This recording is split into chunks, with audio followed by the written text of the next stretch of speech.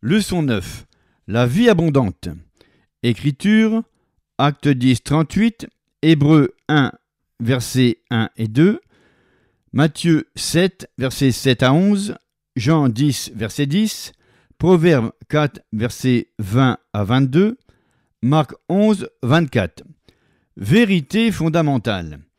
Si vous vous plongez dans la parole de Dieu, le Saint-Esprit illuminera votre intelligence et votre esprit, et vous comprendrez que Dieu est celui qui vous guérit. Dans la leçon précédente, nous avons appris qu'en prêtant l'oreille au discours de Dieu, nous pouvons connaître la volonté de Dieu dans les situations et les circonstances de la vie. Proverbe 4, verset 20. La parole de Dieu est sa volonté. Connaître la volonté de Dieu nous conforte et nous donne la paix.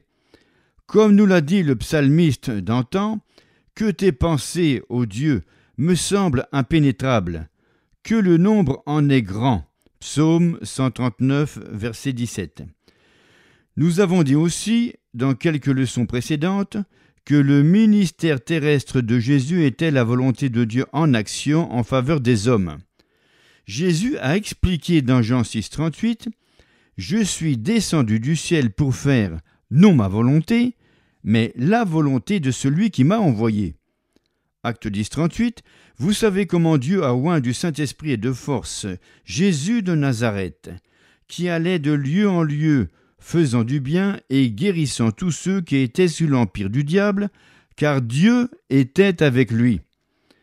Jésus faisait-il la volonté de Dieu lorsqu'il allait de lieu en lieu, faisant du bien et guérissant tous ceux qui étaient sous l'empire du diable?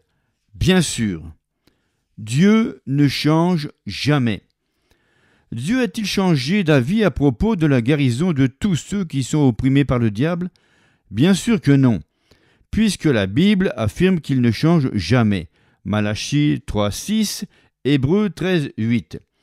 Nous pouvons être sûrs et certains que c'est la volonté de Dieu de guérir tout un chacun. Le verset 38 d'Acte 10 devrait suffire pour nous convaincre que c'est la volonté de Dieu de guérir de nos jours, mais il y a beaucoup d'autres versets qui nous révèlent la volonté de Dieu sur la guérison. Voilà pourquoi nous devrions prêter l'oreille à la parole de Dieu, à ses discours, puisque ces paroles sont la vie pour ceux qui les trouvent et la santé pour tout leur corps. Proverbe 4, 22. La parole de Dieu est médecine. J'ai dit que la Bible, c'est Dieu qui nous parle, à chacun en particulier. Et le ministère terrestre de Jésus était précisément la volonté de Dieu en action. Puisque Jésus était Dieu venu en chair, Jean 1, verset 1, 14, on peut aussi dire que Jésus est Dieu qui nous parle personnellement. Hébreux 1, verset 1 et 2. Après avoir autrefois à plusieurs reprises et de plusieurs manières parlé à nos pères par les prophètes, Dieu, dans ces derniers temps, nous a parlé par le Fils, qu'il a établi héritier de toutes choses, par lequel il a aussi créé le monde. Si Jésus est Dieu qui nous parle, que dit Dieu? Dit-il que ce n'est pas sa volonté de guérir ou que c'est sa volonté d'en guérir quelques-uns seulement? Pas du tout. Dieu révèle dans sa parole qu'il ne change jamais, c'est-à-dire que ce qu'il a fait pour quelqu'un d'autre, il le fera pour chacun d'entre nous, si nous le prenons au mot et lui faisons confiance. Limitez-vous le Seigneur. Dans sa parole, Dieu nous révèle aussi qu'il est un Père céleste bienveillant, plein d'amour. Matthieu 7, versets 7 à 11. Demandez et l'on vous donnera. Cherchez et vous trouverez. Frappez et l'on vous ouvrira. Car quiconque demande reçoit, celui qui cherche trouve, et l'on ouvre à celui qui frappe. Lequel de vous donnera une pierre à son fils s'il lui demande du pain? Ou, s'il demande un poisson, lui donnera-t-il un serpent?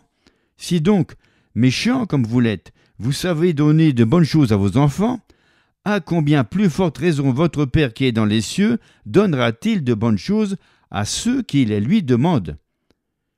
Combien à plus forte raison Dieu nous donnera de bonnes choses. Ce passage des Écritures nous dit que comme un père naturel aime ses enfants et désire le meilleur pour eux, notre Père céleste aime ses enfants beaucoup plus et désire leur donner de bonnes choses dans la vie. À titre d'exemple, si votre enfant a de la fièvre, combien d'entre vous, parents, ne le guéririez-vous pas si vous le pouviez? Vous feriez en sorte que votre enfant se rétablisse, n'est-ce pas? Si vous pouviez le faire. Gloire à Dieu, Dieu veut faire de même pour ses enfants et il peut le faire. On pourrait poser la question, si Dieu en est capable, alors pourquoi est-ce qu'il ne guérit pas tous les malades? Dieu est omnipotent ou tout-puissant, mais il ne peut faire que ce qu'une personne lui permet de faire dans sa vie. Certains argumentent que puisque Dieu est omnipotent, il peut obliger les gens à faire ce qu'il veut. Mais si cela était vrai, il obligerait tous les pécheurs à être sauvés et tous les chrétiens à payer leur dîme. Non, Dieu ne peut pas faire plus dans votre vie que ce que vous lui permettez de faire. Jésus a dit, « Voici, je me tiens à la porte et je frappe. Si quelqu'un entend ma voix et ouvre la porte, j'entrerai chez lui. Je souperai avec lui et lui avec moi. » Apocalypse 3, verset 20. L'homme est libre moralement. Il a la capacité et le droit de faire ses propres choix. Il peut choisir d'accepter Jésus-Christ comme Seigneur et Sauveur et de naître de nouveau ou de rejeter Jésus. Même lorsque vous naissez de nouveau, vous ne perdez pas votre volonté ni votre droit de choisir. Vous avez le choix de ce que vous allez faire de la parole de Dieu. Y prêterez-vous attention? Tendrez-vous l'oreille? La tiendrez-vous devant vos yeux et au milieu de votre cœur? Si vous le faites, la parole de Dieu deviendra vie et santé pour vous. La parole est un remède infaillible pour tout votre corps et pour tous les problèmes de la vie qui pourraient essayer de vous assaillir. Les gens ont tendance à s'attirer beaucoup d'ennuis. Et bien sûr, le diable les aide le plus possible à faire du mal aussi. Nous nous trouvons dans des difficultés quand nous ne faisons pas ce que la Bible nous enseigne. On peut se protéger de beaucoup de souffrances dans la vie en suivant les directives de la Bible, en prêtant l'oreille au discours de Dieu. Prêter l'oreille. Il faut être attentif à ce que dit la parole de Dieu à propos de chaque domaine de notre vie. Lorsqu'on obéit à une partie de la Bible, cela devient beaucoup plus facile d'obéir à d'autres parties.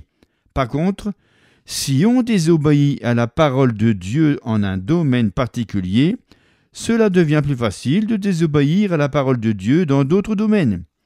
Et quand on désobéit, cela ouvre la porte au diable qui essaie d'œuvrer dans notre vie. Il vaut mieux écouter et prêter attention à ce que dit la Bible. Nous devons prêter l'oreille à toute la parole de Dieu en lui permettant d'être l'autorité finale dans nos vies. La parole de Dieu, c'est Dieu lui-même qui nous parle. Et la parole révèle clairement la volonté de Dieu, y compris son désir de guérir la maladie et l'infirmité. Certains lisent la parole, mais passent à côté du fait que Jésus est celui qui guérit. Si Jésus guérit, disent-ils, et si la parole est vie et santé pour tout notre corps, d'où viennent les maladies et les infirmités? S'ils sont malades, ils pensent que Dieu a dû leur infliger la maladie, car il essaie de leur enseigner quelque chose. Mais si vous vous immergez dans la parole, le Saint-Esprit illuminera votre intelligence et votre esprit, et vous comprendrez que Dieu est celui qui guérit. Satan est celui qui souille, qui essaie de nuire par la maladie et l'infirmité. Satan est l'auteur de la maladie et de l'infirmité, pas Dieu. Jean 10, verset 10. Le voleur ne vient que pour dérober, égorger et détruire. Moi, je suis venu afin que les brebis aient la vie et qu'elles soient dans l'abondance. N'oubliez pas que la Bible révèle que Satan est le voleur qui dérobe, égorge et détruit. Mais quand il sera éliminé finalement de la terre, de tout contact humain, il n'y aura plus rien qui nuira ou détruira. Ésaïe 65, verset 25. Nous savons donc que tout ce qui nuit ou détruit vient de Satan, pas de Dieu. La maladie nuit et détruit, mais Dieu guérit la maladie. Il ne l'inflige pas aux gens. J'ai connu des gens malades et infirmes qui affirment « Dieu m'a affligé dans un but particulier. Peut-être a-t-il quelques grands objectifs mystiques. » J'ai de la compassion pour eux, mais ces croyances les rendent vulnérables au diable qui leur vole les bénédictions de la guérison et de la santé dont Dieu voudrait qu'ils bénéficient. Il va de soi que la guérison est la volonté de Dieu. Sinon, il ne nous aurait pas enseigné, dans Proverbe 4, 20 à 22, comment expérimenter la vie et la santé dans nos corps. Ceux qui ne croient pas que ce soit la volonté de Dieu de guérir ont une image erronée du caractère de Dieu. Et la seule façon de la changer, c'est qu'ils prêtent l'oreille à la parole de Dieu. En écoutant ce que dit la parole, ils formeront une image correcte dans leur cœur et leurs esprits et n'auront pas de perspective spirituelle tordue. Lumière et vie. Proverbe 4, 20 à 22. Mon fils, sois attentif à mes paroles, prête l'oreille à mes discours. Qu'ils ne s'éloignent pas de tes yeux, garde-les dans le fond de ton cœur, car c'est la vie pour ceux qui les trouvent, c'est la santé pour tout leur corps.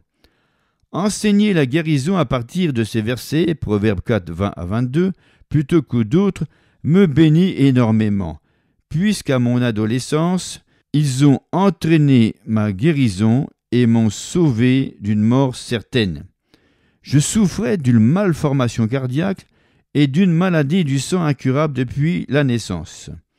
Ne pouvant ni courir ni jouer comme les autres enfants, je restais assis chez moi à les regarder de la fenêtre, bouche bée, pendant qu'ils couraient, riaient et jouaient dehors. Mon enfance n'était pas normale. Je sais ce que c'est de ne pas avoir d'espoir quant à l'avenir. 5 médecins m'avaient dit que je mourrais obligatoirement, car la science médicale ne pouvait rien faire pour moi. Et je sais ce que vivent les malades et les infirmes, l'ayant vécu moi-même. Pendant que la maladie et l'infirmité ravageaient mon corps, je fixais le plafond heure après heure, jour après jour, désirant plus que toute autre chose pouvoir vivre tout simplement. J'agonisais en cherchant des réponses, sachant qu'il devait y en avoir quelque part. Je me rappelle ces jours où le soleil brillait avec beaucoup d'éclat dehors, mais où la pièce où j'étais emprisonné par la maladie et l'infirmité semblait envahie par l'obscurité et la mort. La dépression me recouvrait de son ombre, pendant que je gisais là en planifiant mes propres obsèques. Je n'étais qu'un adolescent. Je n'avais pas commencé à vivre, mais la science médicale me condamnait à la mort.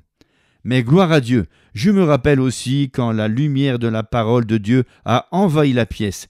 Le psalmiste déclare « La révélation de tes paroles éclaire, elle donne de l'intelligence aux simples. » Psaume 119, verset 130. Je n'arrivais même pas à comprendre la Bible, mais j'ai continué à la lire, car je savais que ma réponse se trouvait quelque part dans la parole de Dieu. Marc 11, 24. C'est pourquoi Jésus, je vous dis, tout ce que vous demanderez en priant, croyez que vous l'avez reçu, et vous le verrez s'accomplir. J'avais lu Marc 11, 24 auparavant, sans comprendre sa signification ou comment l'appliquer. Pendant que je gisais sur mon lit en train de mourir, je répétais constamment ce verset tout au long de la nuit, des milliers de fois. Au début, Marc 11, 24 n'était que des mots, mais je savais que ma guérison se trouvait dans ce verset en quelque sorte.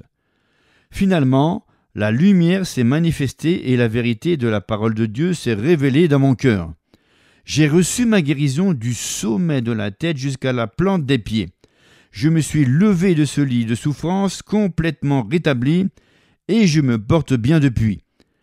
Mais, frère Hagin, cela s'est passé parce que Dieu vous a appelé à prêcher, a dit quelqu'un. Pourtant, Marc 11, 24 n'a pas été efficace pour moi parce que Dieu m'avait appelé à prêcher, mais parce que j'ai prêté l'oreille au discours de Dieu. Et cela marchera pour vous aussi si vous privilégiez la parole de Dieu face aux situations et aux circonstances de la vie.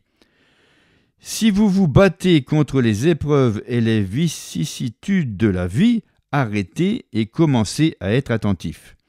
Donnez la priorité à la parole de Dieu et vous vivrez la vie abondante. Texte à apprendre par cœur. Le voleur ne vient que pour dérober, égorger et détruire. Moi, je suis venu afin que les brebis aient la vie et qu'elles soient dans l'abondance. Jean 10, verset 10.